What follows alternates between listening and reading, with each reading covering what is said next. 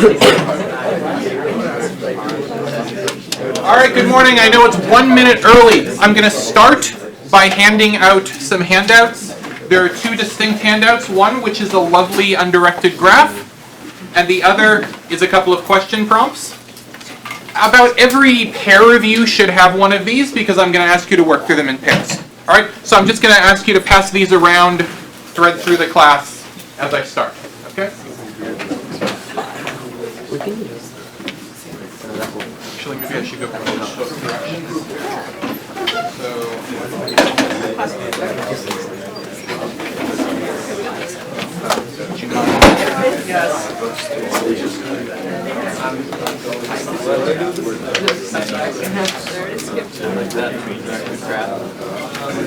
Which one do you guys want? Sure. Are we trying to do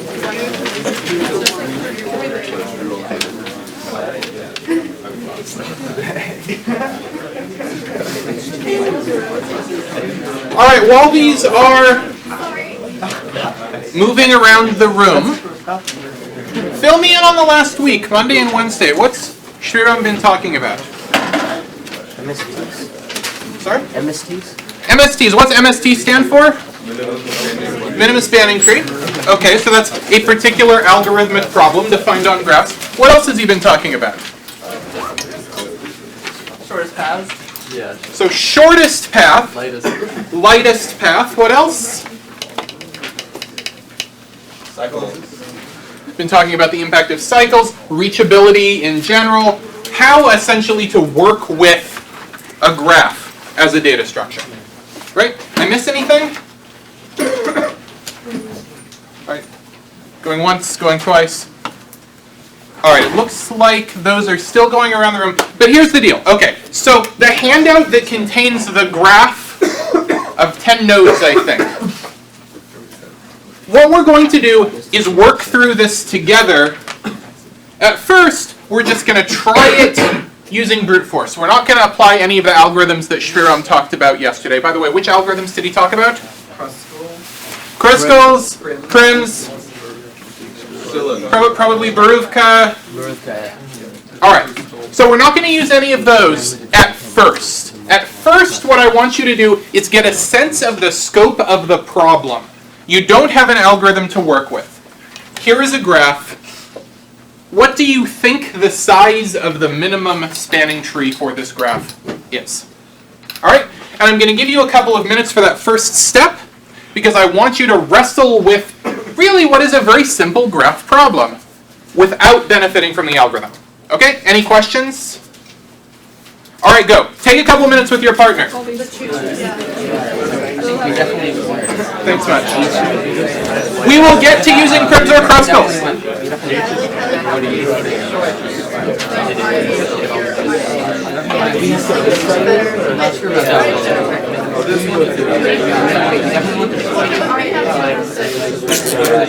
You missed one? That's perfectly fine. Would you like a handout?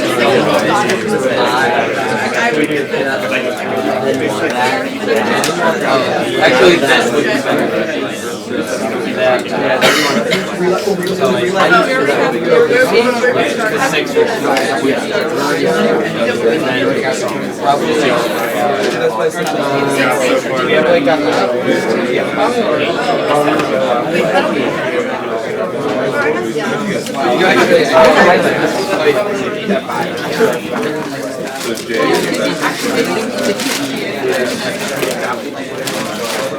I'm gonna make some progress. So what do we have?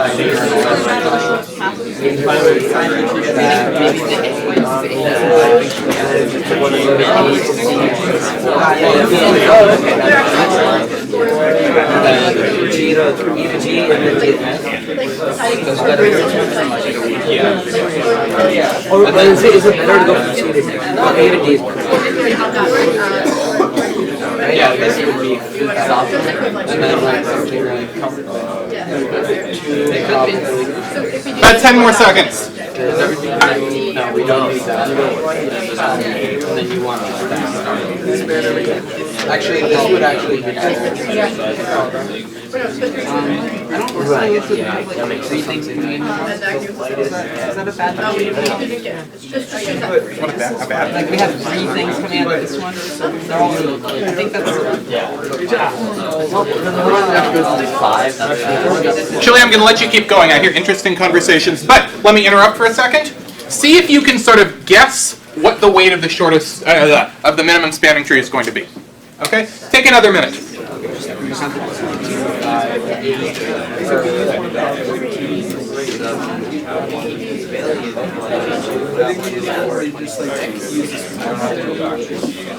feel like 25. Yeah, Yeah, we did too. But I feel like it's gonna be 25. Is it the same? Or like 20? Did you use the algorithm or did no? We just kind of like we that's our guessing. That's our guessing check. Or no, we didn't take the 3 in the bottom. No. Well, we can. We can switch this and that will. I think we had 25. Yeah. Or did one of us count wrong? Oh no, they're going to this E and we're not doing that. Get rid of this. Oh, you're not. 5, 3, 2, 1. 25. All right. So, using brute force and intuition, what I want to do is take a poll. So how many of you think that the minimum spanning tree has total weight 30? Hum if that's what you got. 29? 28, hopefully going down is the right direction. 27? 26? And we get 25? Interesting. So this is not using the algorithm. Let's talk through some of the intuition that got you there. So I heard an interesting idea from over here about the 2s. Fill me in on that. Well, they're light, so we wanted. They're light, right? What does that remind you of? Reminds you a little bit of Kruskulls. Why does it remind you of Kruskulls? Somebody who I haven't heard from yet. Yeah. Because you would sort the edges in ascending order of weight, and then you just take the lightest one as long as they work. Ah, okay. So these 2s are looking pretty good and promising because Kruskull's algorithm would have maybe started with one of those 2s and moved on to another one and so on. Okay? Other intuitions that you used that helped? Yeah. Just like making sure that you didn't have any redundant edges, which is kind of like a vague term. In this. I was just about to ask redundant in what way? Yeah, in a vague way. So I'm gonna push back. So the intuition, make sure you don't have redundant edges. How can I too have that intuition? So if you could get rid of an edge and it would still be a spanning tree. If I could get rid of an edge and it would still be a standing tree. So if we're looking at this graph, what edges are maybe looking not too great? A to B. Like that. Maybe. Yeah, A to B, this is looking really suspicious. Why should I be suspicious of the 6? It's heavy. It's the one of the heavy. So I'm going to impose the hand raising protocol because I don't want to have spoilers. Somebody I haven't called on before. Why might we suspect the 6 won't be necessary or particularly helpful? Yeah, in the back. We can connect A and B by A, C, So we can connect A and B by going to C first, and then by going to B. Okay? So there we're spending 7, but we've gotten an extra node. Maybe that will be helpful. Yeah? Well, we're going to have to get to C anyway, so once we're at C, we can either go over to B, or we know we're going to have to go to E anyway. Since we're at E, we can just go over to B. Yeah, we're going to have to go to C somehow anyway. So suppose that we were using prims instead of Kruskulls. Okay? So Kruskulls says start from the lightest edges and work your way down so long as you can build connections to things you haven't connected to before. What about prims? How does prims compare to Kruskulls? Yes. We start at a single node and look outwards from that node. So basically, my intuition to this problem was look at H because it has a lot of 2's around it, and then start building up the tree from H. Ah, there's a good one. So in prims, we're going to start from a node. Which node?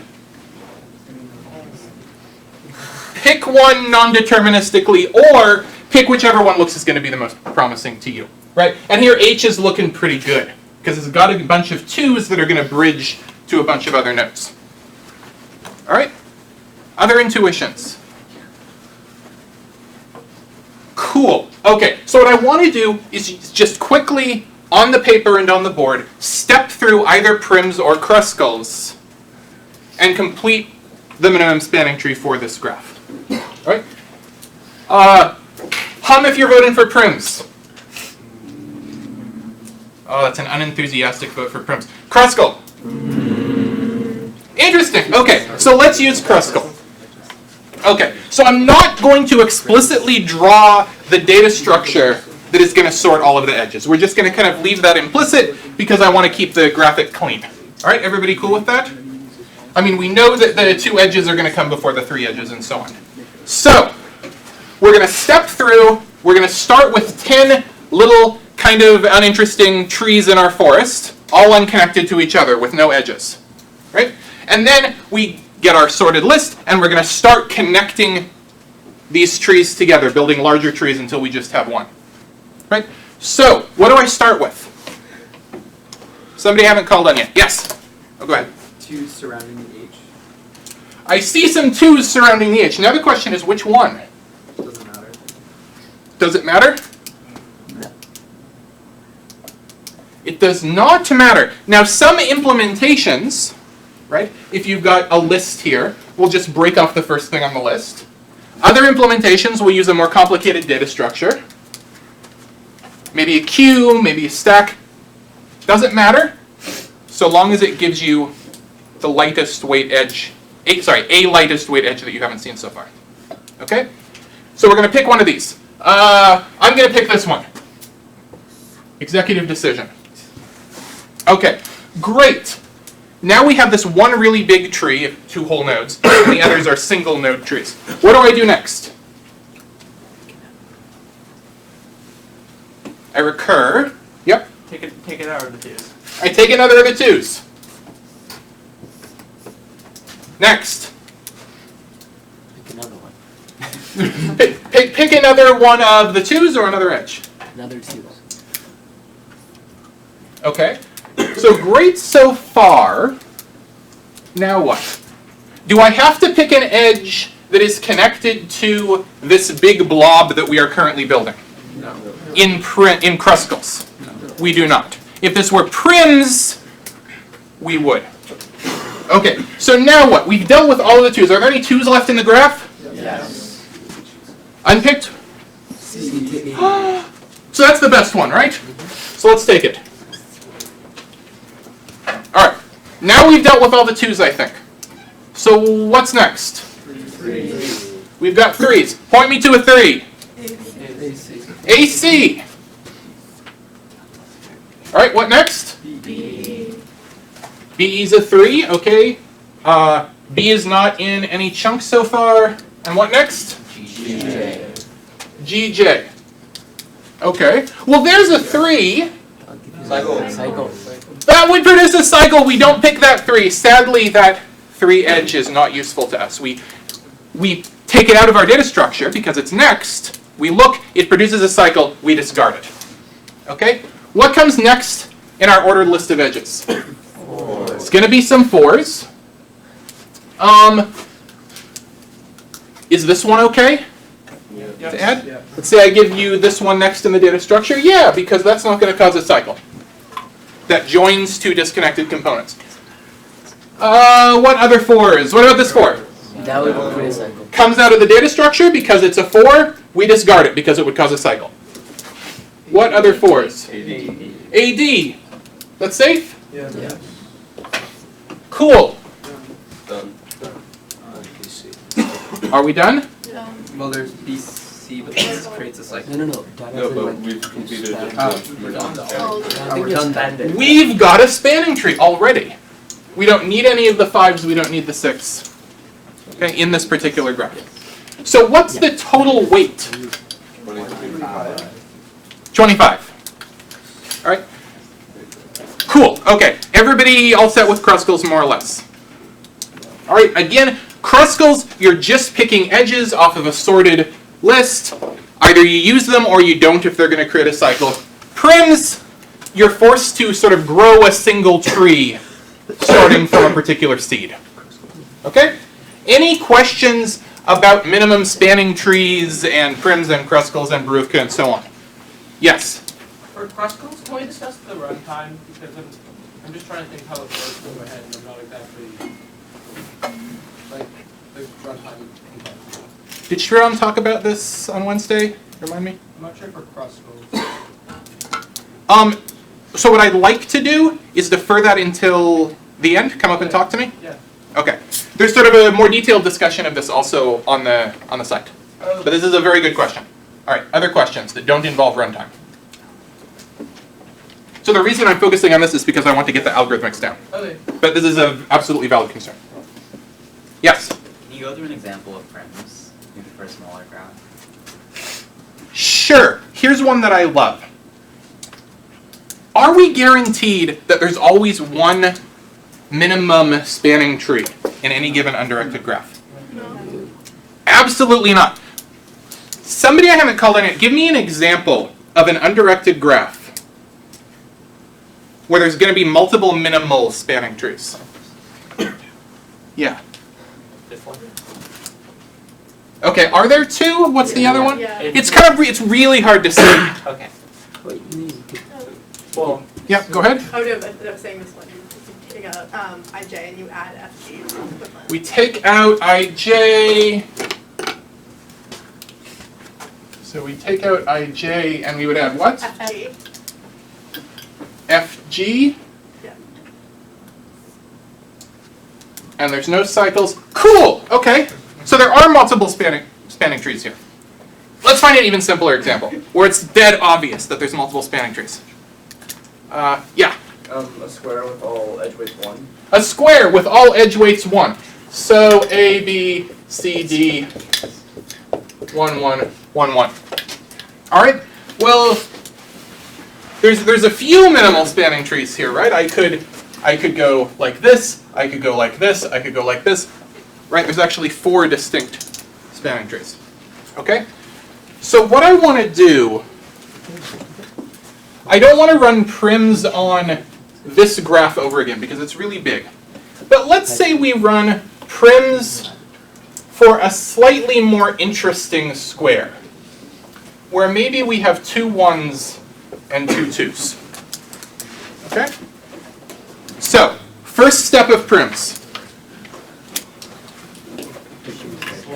Do we start by sorting the edges? No. What do we start with? We pick a node. Executive decision. I'm going to pick A. Okay. This is our tree so far. Now we have 2 ways to get out of A into somewhere else. Here is where we start sorting a subset of the edges. Which edge are we going to take out of A? We're going to go to B because our other option is heavier. Okay? And again, had there been multiple 1s, we would take whichever of them. Okay? What do I do next? Now I've got B in my tree. I have a 2-node tree. Which edges am I considering now? AC. So I'm considering AC because it leads out of the tree, not back into it. And I'm considering B and D as well, right? Both of these lead out. Am I considering CD yet? No. No, because it's not involved in the tree. I don't even know about it yet. I have yet to discover that edge. Okay, so which one do you want to take? It doesn't matter. We're going to take either one. We're going to pick AC. Okay? Now we have 3 nodes in our tree. Now which 2 edges are we considering? BD, CD. Which one are we going to end up taking? CD. All right. Now we have a spanning tree. We can detect this and stop. Or we can say, well, do I have a way out of this spanning tree that I've generated so far? No, and then stop that way. Okay? That's prims. All right, other questions? Cool. What I'd like to do now is sort of change paragraphs so that we can talk about Dijkstra's algorithm some. Cool with everybody?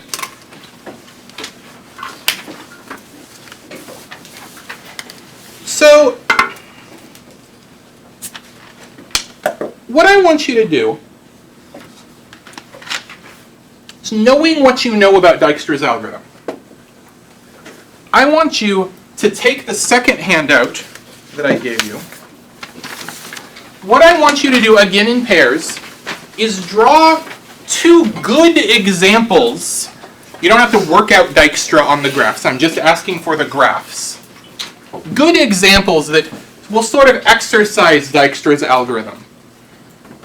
Here and here, in the two free spaces.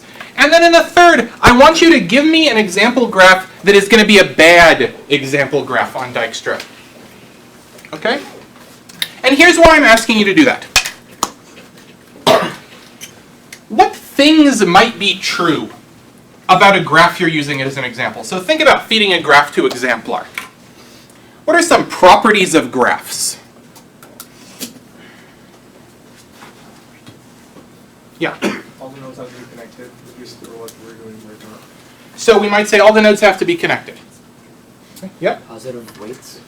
We might have negative weights. might have non-negative weights, we might have positive weights. These are distinct properties of graphs. What else? Yeah. Oh, I thought I saw a hand. Well, we can have, the weights do not all have to be distinct from one another.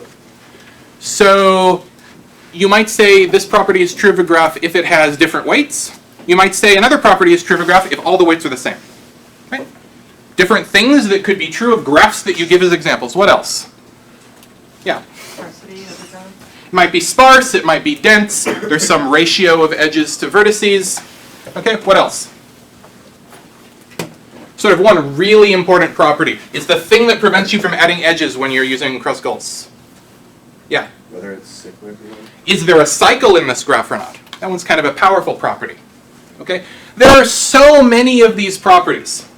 In fact, it's a fun thought exercise to ask how many potential properties of a graph are there. So imagine that you're writing a predicate that accepts a graph and returns true or false if this property is true. Like, how many of those are there? Like, you can imagine, for instance, I could write down a predicate that would return true exactly for this graph and to no other graph. Okay? So there's at least one for every potential graph. Let's say finite graph. Okay? So how many are there going to be? Are there going to be finitely many predicates? Yeah. No. Why not? Because if you, for example, if you consider a predicate that returns true only for a specific graph. There's the reason why there's not finitely many. So if you think of some property of graphs, like whether there's a cycle, whether or not there's an edge of length 5, and so on, as recognizing a set of all the potential finite graphs, you actually end up with an uncountable set of potential properties. We can't write down all of the potential properties of graphs. So it's good to have sort of a discipline for figuring out which things about graphs are interesting for the particular application we're working on, right? Because otherwise, if you just start saying, well, I'm going to test this with a graph the size 2, where there's an edge of length 5. Oh, I'm going to test this on a graph of size 3, where there's an edge of length 4 and an edge of length 2, right? You're not necessarily going to hit any interesting examples that really test your program. Okay? So this is huge space of potential tests. Let's find the right ones. Okay? Now, go to it. I'll give you a couple of minutes. 2 good examples for Dijkstra, just the graphs, not the execution, and 1 bad example. Go ahead.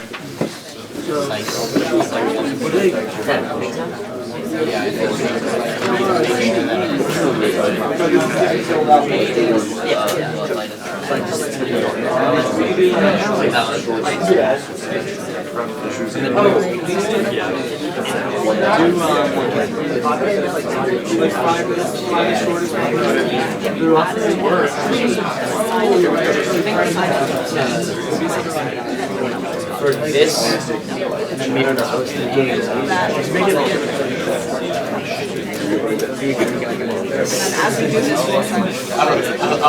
actually, I want to see Oh, and just to be clear, there doesn't have to be a relationship between this graph and the graphs you give in the second handout. You're free to start afresh. Or do you want to just do one node leads just one node? Is that A large tree design. I feel like the bad in this case would be like Instructions on it, or like it's really hard for that. So naughty. Like you go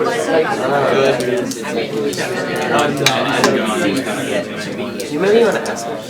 So just Yeah. that means not interesting. Or does it mean something that Dexa would have trouble with? That is an interesting question, and I'm going to completely sidestep it because I was deliberately vague in my specification. Let's get the other one would be like a densely connected field, like say 5 nodes, all connected to these.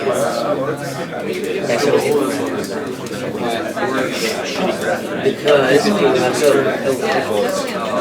it won't be like here you could do middle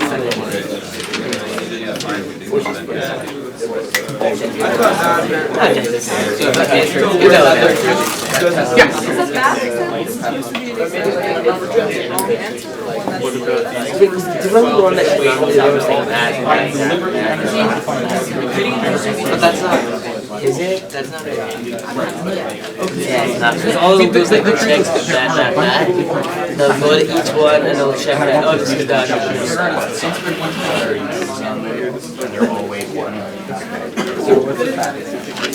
What about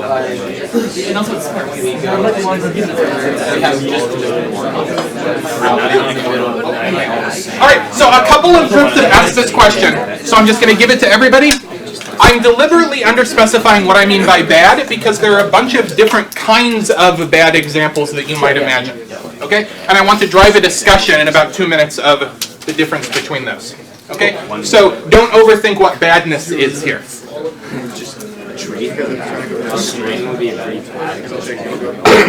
Oh! No type errors, please! One number. It should be a graph with weights, please. But that's like the only property. Possibly.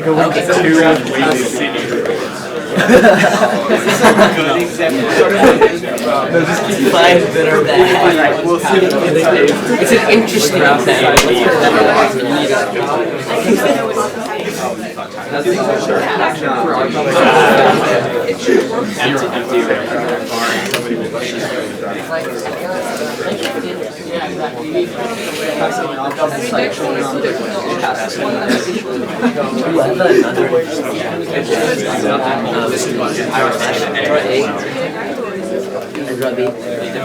Actually, this might be actually an excellent.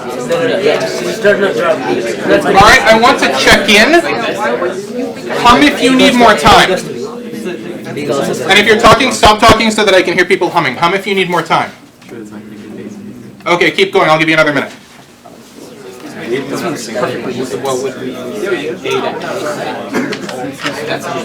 No, 8A is always going to be. No, but like I thought a property that you would have is that. Yeah, you can say something like that. That's interesting. Massive graph. Exactly. Both of these things. Massive graph over here. And just like one node on the side. Interesting. That would suck.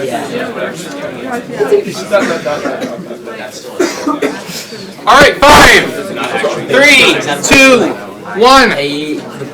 Thank you. Okay. So what I want to do now is solicit volunteers. Let's talk about bad examples first. So by the way, I'm not trying to make value judgments here. This has not suddenly become a philosophical class. We're not discovering the nature of good versus evil. We're just saying, what might you want to give exemplar or something like that as an example of how Dijkstra is going to work versus something that isn't going to be too helpful. Okay? Yes? So for the bad example, we drew 2 nodes, one with an edge that is of weight -5 and one with an edge that is of weight 3. All right, and are they? They're both Okay. Okay, so I've got a -5 and I've got a 3. All right, so this is a bad example. And now, thank you for volunteering that. I'm going to further ask why is this a bad example for Dijkstra? Because Dijkstra, depending on how you implement it, but most likely it would just want you to continue going around and around because it's trying to minimize the weight of the path, and so it'll like continually minimize. Interesting. So Dijkstra is going to, so wherever we start, right, is going to maybe want to continue going around and around and around. In fact, what might be in the specification for Dijkstra? What's a precondition for Dijkstra's correctness? Yeah. No negative edges. No negative edges, and we violated this in this bad example. And I'm going to come. So this sort of the insinuation that it's Dijkstra's algorithm's fault that there's a problem here. We're going to come back to that. All right. Other bad examples. In the back, yeah. Like 2 nodes, one leading to the other, of like weight 1. All right. That's it. Yeah. All right. Thank you. Why is this a bad example? Well, because like if you pick any edge, you're gonna be correct. Or, This is true. There is only one edge to pick. yeah. Okay? So this is not actually going to exercise Dijkstra's algorithm in a meaningful way. Exactly. Yeah. Okay? This is another kind of badness for the example. Other volunteers? Yes. A graph with, you're starting out with an A and a B. Okay. So I have a node A and a node B? Yeah, and you're not connecting them, and then just draw a massive graph next to A and go find a path from A to B. Ah, so like I have this huge graph. Yeah, like at least 3 nodes. See, I was imagining abstracting, like you've got a million nodes Yeah, here. sure. Okay, so can I pretend that I've got? I mean, that's why I have the sort of scary face. Okay, and there's an edge from A into there, but not to B. But not to B. So B is sitting here all alone, unconnected entirely. And so what's going to happen? Why is this bad? Because it'll, depending on the implementation, and it should theoretically test every possible path in the massive spooky graph, and then not actually find anything, and that'll be a lot of time. So this is about correctness. Indeed, more importantly than correctness, it's about specification, right? This top example, this is just not something that you give to Dijkstra. You know that Dijkstra is unsafe if there are negative edge weights. So you don't give the graph to Dijkstra. Here, the problem is sort of, it's uninteresting. Like it might be that your particular variant of Dijkstra is going to break if there's exactly one edge in the graph, but that's not too likely, assuming the programmer has made a good faith effort. Okay? It's worth checking some small graphs in general, but maybe this one is not as interesting as others. Okay? This one is a problem of performance. Now, you still absolutely want to test what? This tests. And the other two do not. What is good about this example that is not good about the other two examples? Yes? It has an unconnected. There's a disconnected component. So we might imagine we're searching for a shortest path from A to B, and we'd expect to get like a none back or something like that. All right? So we want a test of this shape, but there's unnecessary complexity in it. Okay? Cool. So there's a bunch of different ways that an example might be considered bad. Now, what might make an example considered good for Dijkstra? It's actually more subtle, right? So let's talk about some... Oh, go ahead. Oh, well, I was going to say you could argue that last example is also a good example for Dijkstra, because if you're, for example, testing the correctness of an implementation, you want to make sure that it knows what to do when there's a disconnected... Yeah, pretty much exactly. the same examples you said. Same reasons you said it's a bad example, I think it's also a good one. So there's sort of... if you're going to have no other examples that test disconnectedness, Yeah. you'd better have this example. It's suddenly a very important example to have, because otherwise you're just not connecting this hugely important space of possible inputs. But we can probably come up with something with less than 1,000,002 nodes. That's the only thing that I'm pointing out. Okay with that? Cool? Other questions? Yeah? Well, I'd like a good thing to test be like your edge cases probably. Good to test edge cases. So what is an edge case? I'll let you follow up. Yeah. It's just like a case where something's like maximum minimized, so like a tree with no edges, or a tree where every vertex is connected to every other vertex, something like that. All right. So the graph with no edges on some number of nodes.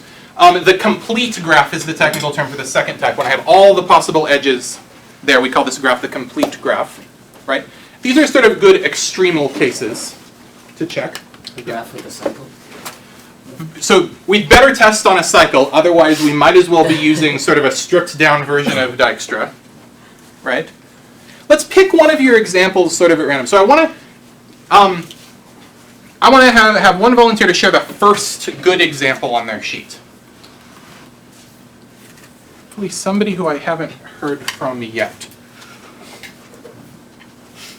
Yes? Like a triangle of nodes that's like ABC, they're all connected. All right. Is A to is B to the left or I guess B to the right. B to the right, and then C over here? And then all the... And then what, sorry? So then the edges form a triangle. Okay, so so since we're in a directed world now, do I have loops, both potential edges? You have, I guess, C to A. Okay. And then C to B. Okay. And then A to B. Okay. So, and then from C to A is length 1. Mm-hmm. And A to B is length 1. And then C to B is length 2. So it's just like two different paths to B from C of the same length. All right. So Cool. So we're going to start from C? Yeah. Is that the idea? Okay. Going to B. And we're going to go to B. So we have two possibilities here, right? Two potential paths. Which one of them is best?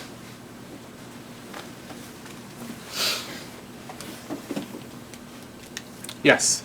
Does it matter for Dijkstra? Say again? Does it matter for Dijkstra? Because one is a minimum spanning tree, but Dijkstra doesn't care about that. It just cares about distance to each node. Mm-hmm. So as far as Dijkstra is concerned, what's Dijkstra going to return? Either one of them. Dijkstra might correctly return either one of these two paths, right? This is a path from C to B of length 2. This is a path from C to B of length 2. Sorry, weight 2. Weight 2. Okay? As far as lightest path is concerned, neither one is better than the other. Okay? But let's step through and see what Dijkstra is actually going to do on this example. Okay? So let's say we start here. What do we start doing with Dijkstra? We have some auxiliary estimates or measurements or something like that. Remind me how that works?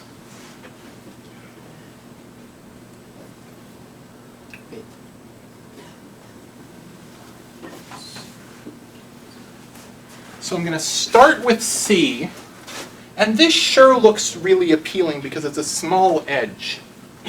In general, is that going to be a good policy, just taking the smallest edge out of anywhere we're going? Just a locally shortest edge, shortest edge, shortest edge. In fact, the strategy that I just described sounds an awful lot like one of the minimum spanning tree algorithms, right? Just a locally adding shortest edges. We have to do something slightly more complex, even if in this graph it would be okay to take the shortest edge. What do? Yeah. You label each node also with the cost that you've already incurred to get there. Okay, so we know that it doesn't take any to get to C, right? And I like to sort of check off nodes that we have already visited, right? We've discharged the obligation to finalize that estimate. Okay? So we know that it takes 0 to get to C. What's our estimate for A and B going to be in this case? Don't know yet. Or estimate is... So until we have actually processed C, We don't know. we don't know yet. So we're going to start out with infinite estimates. And then we're going to process C, and then we're going to get what? 1, 2. We're going to get estimate 1, estimate 2. Right. Now we're ready to traverse one of the edges. What's our best node to visit next? We're going to visit A next. So we're going to finalize A, 1. Are we going to change any estimates from this visit? No. No, because we haven't discovered any new discounts. We've just discovered this edge, which is great. We now know that we have a way to get to B, but hasn't gotten us a better estimate. So now what are we going to do? We're going to visit B, right, and finalize it. But I left out something very important here. What did I skip over? From where? Which edge we're visiting B from? Are we taking this edge or are we taking this edge? All right? There's a phrase that I want you all to think when I ask which edge are we taking into B. What edge are we going to take? Do you even want to answer that question at the level that we're talking about Dijkstra's algorithm? Yeah. Are we traversing the graph depth first or breadth first? So, are we traversing the graph depth first or breadth first? So how does Dijkstra work? Yeah? I think you look at it from the C node, because you should finish everything you looked at first before moving on to B. So we should go from C to B. Yes. Inherently, Dijkstra's is a breadth-first search with a little bit of extra help. Right? So although at first it seems like it's implementation specific, really you want to be doing the breadth-first search. All right? Yeah? Doesn't it not matter, like, if your comparison between, like, the paths, so if you're doing 1 plus 1, yeah, so because you're comparing the original path with, like, original estimate would have been C to B. Mm-hmm.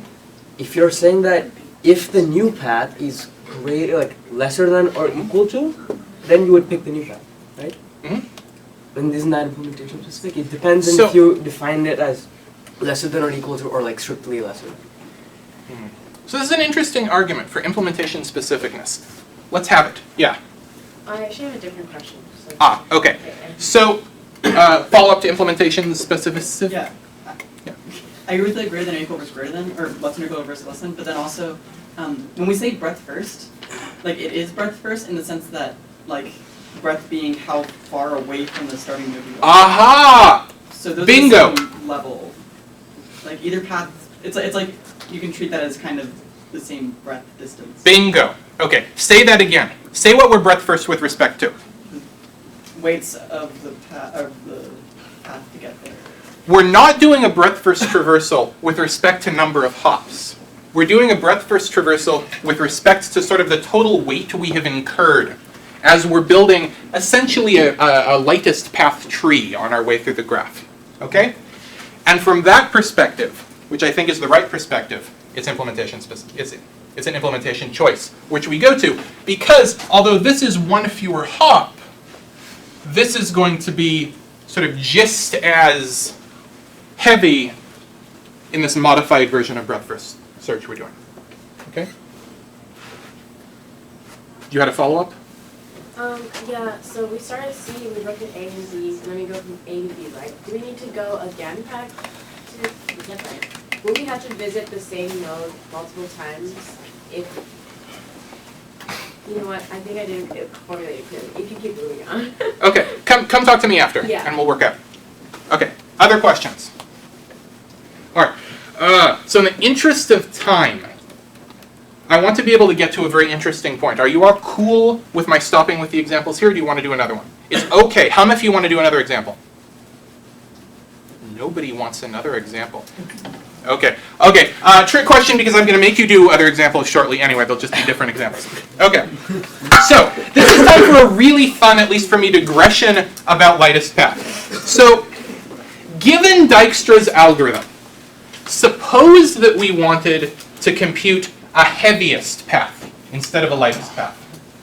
Okay? So we've taken our objective function, we've multiplied by -1. We're just trying to maximize, not cost, maybe the edges are what you get paid every time you take an edge and you want to maximize your pay. Okay? How can you do this? How might you think of applying Dijkstra's algorithm to get heaviest paths? taking a moment. How much you wish you could apply Dijkstra's algorithm? Maybe I should say it that way. Some of you are looking very skeptical. I'm just looking for the sort of obvious suggestion. Yeah? You really just switch, when you're updating the neighbors in the distance data structure essentially, you just switch if the current distance that you calculated is greater than the distance you're storing, you just store that. So you're proposing a structural change to the algorithm itself. That's a possibility. There's an even simpler possibility that's pre-processing on the graph. What kind of pre-processing might we imagine doing? That would work. Yes? Just make all of the weights negative. That's what I thought, but I mean. But no spoilers. Okay. Anybody raising their hand not to point out the problem with that? Okay. But it's a thing that you might think to try. Longest, heaviest is the opposite of lightest. And so we're going to go and we're going to multiply by -1, and then surely Dijkstra will give us what we want because Dijkstra computes lightest paths. What's wrong? Yeah? In order to avoid the thing with the negative edge weights, then what we might want to do instead is replace each of the weights with the heaviest weight possible in the graph minus the... So okay, I'll come back to that, I promise. Okay, so you might think that multiplying all the edges by -1 would work. What's the problem with that? I want to get somebody who I haven't called on. Go ahead. If you can just go back and forth, and just add more and add more, or I guess subtract more, and then you can go as much as you want and get really small. Let me capture the essence of that criticism. Suppose that I want to compute the longest path in this graph, starting from here. Okay, well, let's multiply by -1. And what's the problem with this graph with respect to throwing Dijkstras at it? There's negative edge weights, right? So Dijkstra's breaks. But on a deeper level, this is what I want to get across. On a deeper level, is it Dijkstra's algorithm's fault? No, not really. What's the problem here? Did you blame the algorithm, or are you going to make a deep mathematical statement about graphs of this form? I prefer the second, yeah. I mean, if we're talking about the minimum, the maximum graph, if you can go over the same vertex multiple times, then any graph that has a cycle with a positive value, you can just keep on going around that cycle and increasing the Bingo. graph. So if we're looking for a lightest path, and we have a cycle with total negative weight, does there exist a lightest path? No, if we're defining path as something that admits repetition of nodes, this is not a thing that, the problem is ill-defined on this graph. It's not Dijkstra's algorithm's fault. In fact, Schramm is going to talk about another algorithm, Bellman-Ford, that can handle negative edge weights, but it doesn't give you a path length for this graph. It actually says no lightest path exists. There is a negative weight total cycle. Okay? It's not Dijkstra's fault that it doesn't work. Okay. So to get around this, we can define an alternate version of the problem called lightest or heaviest simple path. Simple meaning there's no repetition. It turns out that one is really, really, really hard for reasons that I can't get to in the next 5 minutes. It's outside the scope of the semester, but if you're curious, take an algorithms class. Okay, it's actually really, really interesting and rich. Okay, and I'm happy to blather after class about it too. Okay. One more thing.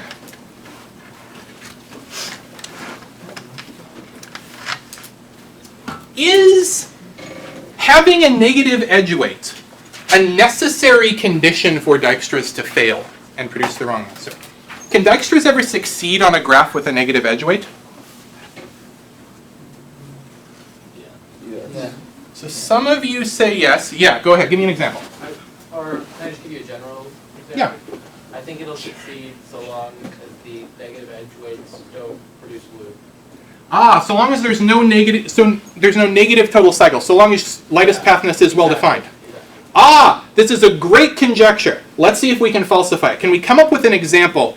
Unfortunately, we're running out of time. With an example where, yeah. I think it just can't have like a local like loop where like that would be the case, because then you could go around in that. But if like the overall graph like doesn't have like negative total value, like it could still fail if locally that was true. Okay, so maybe this is sort of a local property. There's some sort of way that you could gain infinite or lose infinite. I'm going to claim that there's actually examples without any cycles. There are DAGs on which Dijkstra's will fail because of a negative edge weight.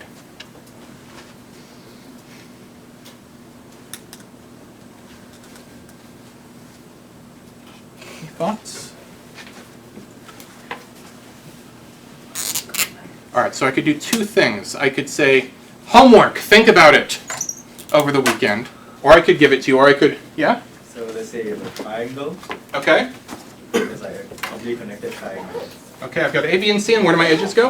Okay, so it's like completely connected. Okay, and I'm going to start with A. Is that okay? I'm going to start with A and want to go to like C. And C has edge of weight 1. Okay, here? Yeah. Mm-hmm. A to B has edge of weight 5. Okay. B to C has edge of weight minus 100.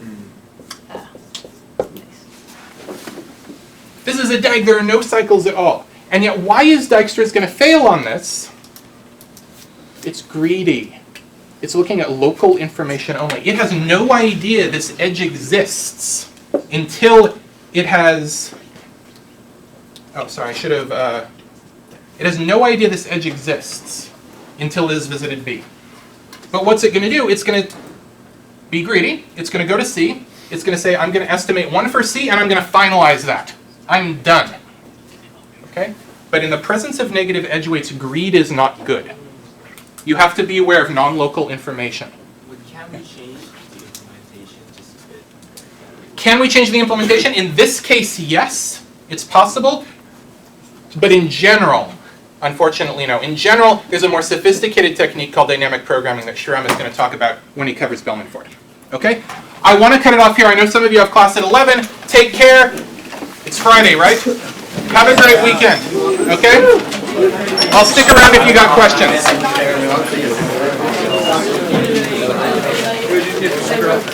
Next. That may take 30 seconds. I know, but I don't care. I only said that. I forgot about that.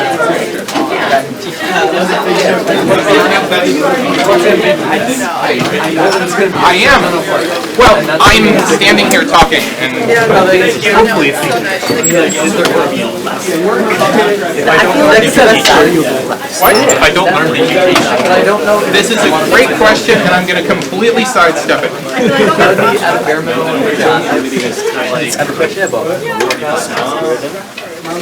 I may not be able to answer it because I don't know Have you taken it? No, but I see people have, because I was talking to Nina, and